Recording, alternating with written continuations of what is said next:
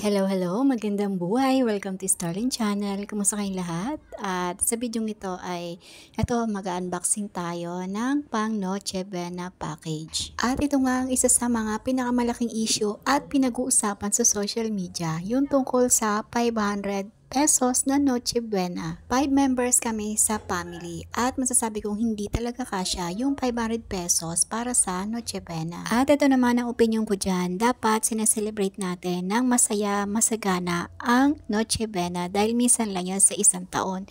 Paano magiging masaya yung ating pagsasalu-saluhan kung pangkaraniwan lang at kulang-kulang?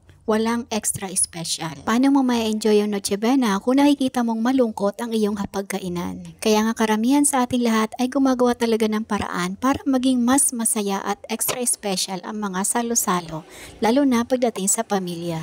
Mapalad lang talaga kami dahil may ganitong project yung mga namumuno dito sa lugar namin. Malaking bagay dahil yung ibibili ko nito ay ibibili ko na ng ibang panghanda o kaya naman pang regalo. Oo, iba't iba yung kakayahan ng bawat pamilya. Kaya kung ano man yung nakahain dyan sa ating hapagkainan ay ipagpasalamat natin. Piang! Lida si Piang mo?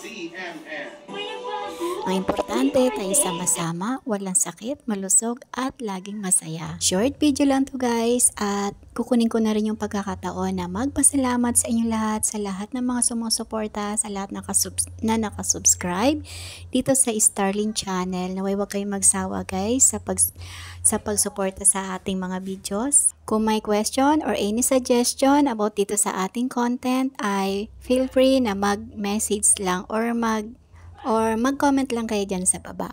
Again, thank you for watching. God bless us all and always remember, commit your work to the Lord and He will crown your effort with success. Thank you. Keep safe everyone. Merry Christmas and advance Happy New Year to all. Bye! Ingat tayong lahat. Ciao, Leo. Sa journey ko din sa Ryan kayo. Ben and Ben, nandun din sila nun.